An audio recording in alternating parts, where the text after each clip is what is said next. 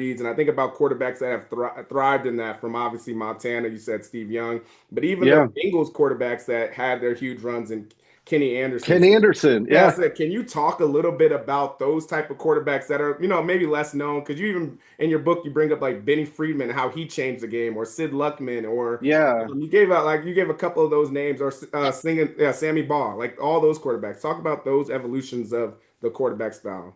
Well, I mean, quarterbacks are littered with people who get forgotten by history, right? I mean, it's like when Johnny Unitas retired, and he had a longer stay at the top of the list than most guys, but like I went to like a memorabilia auction with his family, and the auctioneer had to remind the audience who Johnny Unitas was halfway through it. Like, why is no one bidding on these black cleats? And I think that like quarterbacking is littered with guys who have these seasons that get forgotten by history. One that Benny Friedman, definitely one of those guys, and I think that he retired a little early.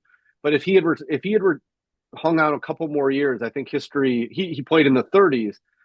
I think history would have remembered him a little bit more. I mean, Y.A. Tittle is another one of those guys. I mean, he's famous for a horrible photo of him with blood streaking down his face when he had thrown an interception, and he kind of looked like a broken man. He had a cracked sternum, is why he was in so much pain. But like in 1962, that dude threw 36 touchdown passes in 12 games, NFL record. John Elway never threw 36 touchdowns in a season, by the way.